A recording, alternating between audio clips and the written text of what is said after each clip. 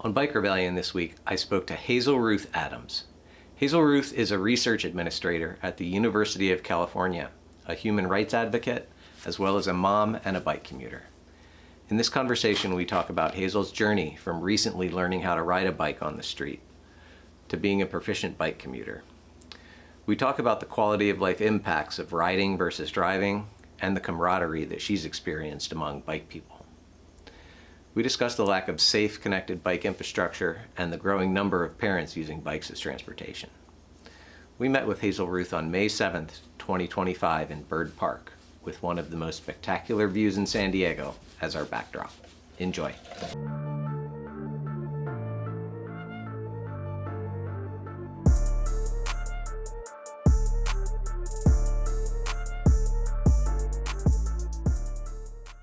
This week on Bike Rebellion, we are speaking to Hazelruth Adams. Hazel is a person that I met actually while bike commuting. We both ride cargo bikes, and I think we have very similar sort of commuting patterns in town. And I think once upon a time, we just said hi to each other, and now we kind of wave every day. And Hazel took part in DRT last summer, which we got to know each other a little better.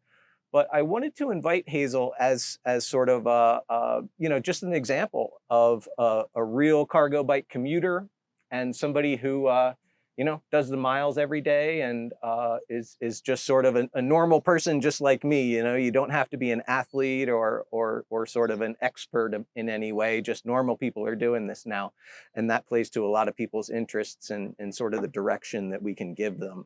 So thanks for being here. I really appreciate you coming. And if you would take a couple of minutes, just introduce yourself, tell us who you are, maybe what you do, but whatever's important to you and what you're passionate about. Yeah. So yes, I'm Hazelruth.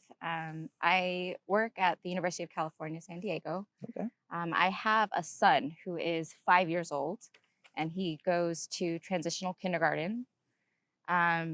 I love being outside. One of the things I love about San Diego is the just beautiful outdoors that we have here. Mm-hmm. And so partly for that reason, I wanted to bike to really get to enjoy the outdoors as much as I can. So years ago, before I had my son, I commuted to campus as part of my job. Mm-hmm.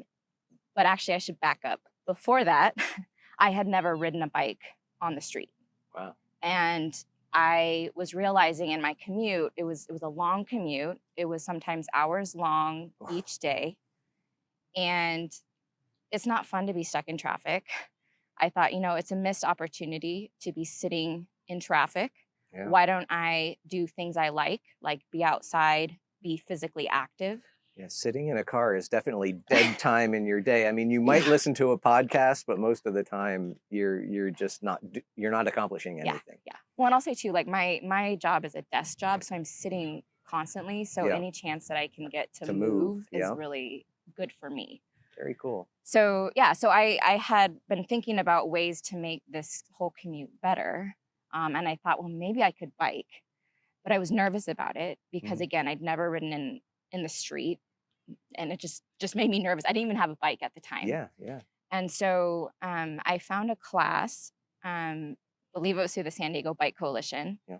And I went to this class. It was free, open to the public, a weekend long thing. Well, not weekend. It was offered on 2 days in the weekend. And they taught me about bicycle safety. And also really critically, they lent a bike to me for the hour and also went on a practice bike ride with me on the street. Okay. And because of that class, because of a woman that I met through that class, I was able to feel more comfortable commuting. Yeah. I actually was, through that class, one of a fellow bicyclist offered to ride with me for my first commute. Yeah.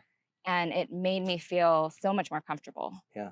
And so since then, I've really kept up the biking. I have a son now who's 5, and you right? Is his name? Yeah. Yeah. And he the bike setup I had originally was not going to work for a child. Especially as he gets bigger. Yeah, right. Yes, exactly. And so when he was about 2, I had been looking at different bikes, and I found the bike I have currently, which is a cargo bike. Yeah. And it has a seat belt for my child and also space for us to put our stuff. So I can put his backpack, or I can go grocery shopping, put the groceries in there. Yeah. And so that's really now been my primary mode of commuting. That's with great. him. And how long is your, like, you drop off at school, and then how long is your commute to work sort of thing? Or are Yeah. you remote now? Yeah, so things definitely changed. So I kind Okay. of left out the pandemic because Okay. that changed a lot of things.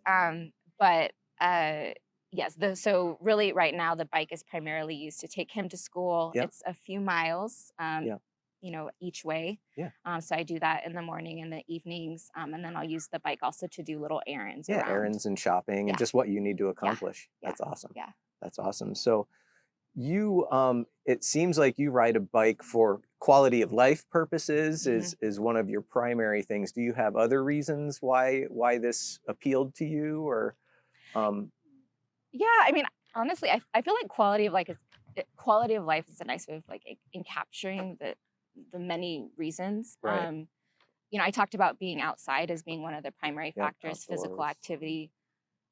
Thinking about it more, one of the benefits that I didn't anticipate is on the bike, we go slower. And when I'm commuting, I'm able to see people. I see people on their runs, on their walks, walking their dogs, Hmm. in their cars, even when I'm next to them in the bike. And I found that in the bike, I'm able to also form connections with sometimes just random strangers. Hmm. And it's such a small thing, but saying hello to people in the mornings, on the Totally. Like we commute, do. Like we do. yeah, right. Ding I ding. met you, right? I'm meeting people through this bike. Yeah, it is And amazing yeah, the sort of community that you can build as long as you're open to it, and it doesn't take much. yeah, yeah. It takes a little wave or a little acknowledgement, and then you're in a conversation and talking about bikes Mhm, most of the time, mhm, or these things specifically. So mhm, mhm, yeah, those yeah, quality of life, I mean, is a huge one. mhm. I do it for a lot of different reasons, but do you have other sort of disadvantages or sacrifices that you've had to make? Just a smaller circle per se, or do you guys have a car still, or are you a one car We're one family? car between Okay. the 2 adults. Yeah. Yeah, Perfect. yeah. I think the timing for my commuting more with my child in particular Hmm. was timed well, in that the past few years there's been more bike infrastructure put in place on my particular route. Right. And that is key because it's like always, but especially with a child, you know, it's Yeah, nerve-wracking. without some sort of Yeah. infrastructure, it can get really nasty actually, and Yes. it changes everything if we don't Yes. have that. And we do live in a place that is very fortunate. Mhm. We Mhm. both do. Mhm. Um, Yeah. so that wasn't really a sacrifice. Do you have you had to make any big life adjustments, or has there not been much of that? Well, it's interesting because I mean, we're not like all in bicyclists. Like we have a car. Right, right. So we also live in a place where we can ride So the it's totally bus or manageable. So train. you don't have any real, yeah. What it does do is it forces me to think about like routes that I'm going to take, Hmm. or if a route is even possible. So Yeah, like I like to go to a nursery that's nearby us or a few miles away. yeah. I would love to be able to bike there. It's like a great place to go. It's really just a few miles away, Hmm. but I'm not going to do that in the bike because the route is not there. I don't feel safe. It's not dangerous. It's Yeah. dangerous. Yeah. Yeah. So Yeah. then, I'm going to use our car to get there, and Yeah. that's just what it is. You have to be So I think it just realistic. adds Yeah. flexibility. Having flexibility, I don't feel. Okay. Oh, sorry. The one thing I will say though, relating to the routes, those hills can be killer. Well, you have a big bike too. I do. I have a big bike. My son is getting bigger too. Your bike probably weighs more than you do. Yeah. So I sometimes have to amp myself up to like, you can do this, like Yeah. make it Yeah. up the hill. Yeah. So you shouted out out the Bike Coalition, and yeah, they do really important work in terms of getting kids acclimated to the road and sort of trained up on how to ride, what the laws are, what the conventional sort of knowledge is. So shout out to the Bike Coalition for doing that for kids and adults, because that's super important, and for just people to volunteer their time. If they're seasoned cyclists, now is a great time to sort of help others, join the club. So really, let's show your bike. So we'll do a quick thing where we sort of show your bike, your accessories, and walk around that. Then we'll sit back down and then just sort of wrap it up. All right. So show us your bike. What is this thing? Right. Yeah. Right. It's fairly unusual here, at least. I call it Bachfiet. I guess maybe you call it Bachfiet. I don't know. It's originally from the Netherlands. So we imported it here. One of the things I love about it is the box in the front. So it's low to the ground, which for me with my child feels safer. So one of the things I've noticed is that I've had a case where my son was sitting in here in the seatbelt, and we tipped, and it was just a straight tip, and it landed here, and it was totally fine in the seatbelt. Boop, totally that's it. Safe. Yep. So I like that it's low. There's multiple seatbelts, so I've had 2 kids in here. Again, you can see there's plenty of space in the front. They have a version that's short, so it's not quite as long as this one, but I wanted to be able to put things like groceries in here. Yep. What else? Well, you see, I don't take like the greatest care of my bike, but this is lights. So usually when it's nighttime, it's wrapped around more nicely along the side. Yeah. I like it, one, because it just makes me happy because it has different colors. Yeah. And then mood also, lighting. Yeah, mood lighting. My son likes it. And it also gives more visibility, because that's the other thing I'm always thinking about, visibility. And you've got wheel lights, built-in Yeah. lights. Yes. Really, this bike is very, very well built, with disc brakes and high quality components, good wheels, just everything is super nice quality. Yeah. That's just where your battery lives. Yep. And I've had this for about 3 years, about 5,000 miles on it. Cool. Haven't needed anything special with it. All right. And this is a Shimano step system? I guess so. So yeah. I don't pay attention. Once I got it, I forget about it. So I'll let you. So yeah, it's like a mid-drive and also a hub motor. So it's like a dual drive system as far as I can tell. Or no, that's actually a geared hub in the back, isn't it? I believe that's a geared hub. So it's a mid-drive Shimano steps with a geared hub. Okay. But yeah, super nice. Yeah. And it's probably what, 8 or 9 speeds? Sound about right? I don't even know. It's kind of a gradient. Okay. Okay. So it's you shift it this way. Gotcha. All I know is I need the battery to get up those steep hills when I'm loaded up. So that's great. And do you charge it every night? No, I only charge it about once a week. Okay. Well, it depends on how long or how many miles I put into it, but typically it's once a week, maybe twice. Yeah. Cool. Yeah. And you said you have about 5,000 miles on it in 3 years. Cool. Yeah. Cool. So you're using it. You've not had to do any major maintenance, I presume. No. Probably brake pads. That's about it. That's it. Yeah. Yeah. Yeah. So 0 maintenance costs, gets you where you need to be. Is a safe, high quality bike. What does something like this run? What did this cost to get here? I mean, approximately. Again, it's years ago. It's thousands of dollars. So that's the challenge. So probably what, like $5,000, $4,000? I would guess about $5,000. Okay. I know for us, we had 2 cars. We sold one of them. Used it for this. Perfect. So that's great. Can't buy a $5,000 car. Not one that's worth a damn. And this is a nice bike. So, all right. Well, cool. Let's sit back down and we'll do a little wrap up and yeah. Awesome. We'll just kind of pick up where we left off there. So next thing we'll talk about is security. So, you have a nice bike. You have to be you have to make good choices in terms of where you lock up, what you lock to, the lock you use. There's a lot of different sort of variables on how to keep your bike long term. So what do you use? What's sort of your protocol for security? Yeah, that's a great question.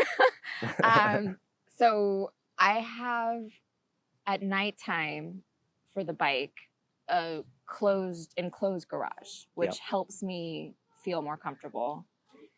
I live in a condo though, so it's a shared garage. I also, in addition to it being in the inside shared garage, have 4 locks if you count them all up.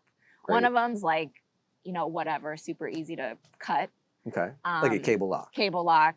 Yeah, I know, again, the names of things I don't remember. No. I actually could show you they're over there, but then I have another lock that I lock up the front wheels, another lock that I lock up the back wheels, another lock that's part of the bike. So probably a cafe lock, Yeah. So cool. basically my strategy is deterrence. Yeah. They could still take the bike if they really wanted, but it's harder. You have 4 layers of protection, so that's it's pretty heavy. darn good. Plus it's inside, Yeah. and yeah. Have you like ever? Let's see, when you bought it, I mean, there's a couple of different services that'll register your bike, and I try to, when I buy a new, like a bike that's used or whatever, I try to go through those and make sure the bikes aren't hot by just running the, but so sometimes it's also good to register them on a couple of different services that actually take notice of stolen bikes, but oh, that's a great point. sheriff's departments and stuff, but Yeah. just another layer. Yeah. So that's sort of your security, and we talked a little about the infrastructure that you use, and we're fortunate in that we live in a part of town that has more infrastructure than San Diego at large. So you basically, I assume, sort of stick to safer roads, back roads, or roads that have separated bike lanes, or is that sort of what you'll ride on, or do you ride downtown? You know, is that part of your sort of routine? It's not part of my regular routine. I will ride, you know, with cars. One of the things I look for is like how fast the cars go. Yeah. So that's one. So I will do that. And even on part of my regular commute, that is part of it. A lot of the commute is all these different bike. We have little windows of good infrastructure, and then there are terrifying stretches sort of in between, you know, University Avenue being one of them, which I know if you ride in this town, you sort of have to deal with University Avenue, where it's been under construction for, you know, 20 years, and it's just tore up, and you know, hopefully that will get fixed in our lifetimes, but we've been waiting for that for a long, long time. But so in the infrastructure you use, is it 50% what you would consider safe, or is it or is it something that deters you from going to certain places on your bike, you know? Yeah, well, I mean, it definitely like does. Mission Valley, for example. Yeah, like I won't go to Mission Valley in my bike. Right.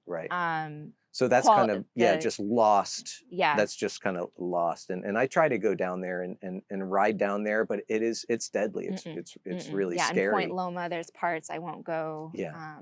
Yeah. So that's sort of your sphere of where you operate. In addition to that, I mean, do you have any sort of additional knowledge or stories that you would like to share about maybe a person that you've met while cycling, or just an experience that you had that maybe you wouldn't have had otherwise?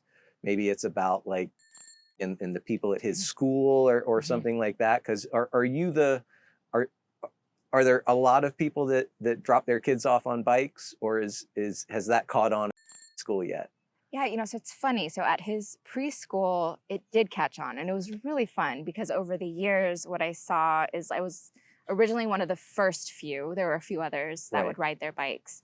But I think because it is so easy and it's so much more fun than driving, a lot of other parents started to ride their bikes. So by the end of his preschool time, many of the families were biking. You started out with 1 or 2, and by the end of the 3 years, it was, 10 or 15? Yeah. And you see the different styles, and you recognize the bikes, and, sometimes we'll swap kids in the bikes too. Yeah. If we're going to the park together. No, that's great. So yes, that has happened. This is a random story, but I remember there was a time we were biking home and we were at a stoplight. Next to us was a car and they were bumping their music and they were kind of dancing. And we all, like my son and me and the car and the people in the car, were all like dancing to this music. Mm-hmm. And it was like a small thing, but it just made me very happy because clearly I'm thinking about it years later. And there's no way that would have happened if I was in a car. Right. You know? Right. You'd been like, this guy. Yeah, right? Turn your music down. I was like, hey, let's have a party. Yeah, it does. Being on a bike versus being in a car definitely improves your state of mind, maybe, Yeah. or You slow down. yeah, it's hard to explain. Yeah. It really is, but it is real. Yeah. So just to wrap up, I know you have got to go pick up Yeah. fish, obviously. Thank you. But do you have anybody local who you think is, do you have or like your mentor in doing this maybe? I mean, maybe that's the folks from the San Diego Bike Coalition who sort of helped you, or is there another person that you've had contact with that, you think would have information, and would want to do an interview? Yeah. So I will always owe a person named Nicole Okay. for introducing me to the biking. She's the person that I met through the Bike Coalition. That's probably Nicole Burgess then, right? That sounds right. I'm terrible again with names and last names. Flowing clothes I mean, yeah. usually, and a Yes. bike with big bags, and Yes, sometimes a yes. dog. Yep. Oh yeah, that's Yeah, Nicole. She's awesome. She really is. She really is. And I owe it all to her because she made me feel comfortable. She did the ride with me. Oh, yeah, that's awesome. Boosted my confidence, and now I can do the same with other people. Yeah, Nicole's a fun. sweetheart. She's wonderful. She's always there. I see her riding all the time, and then every event that you go to, she's usually there if she's in town and not bike touring. Yeah. So Yeah.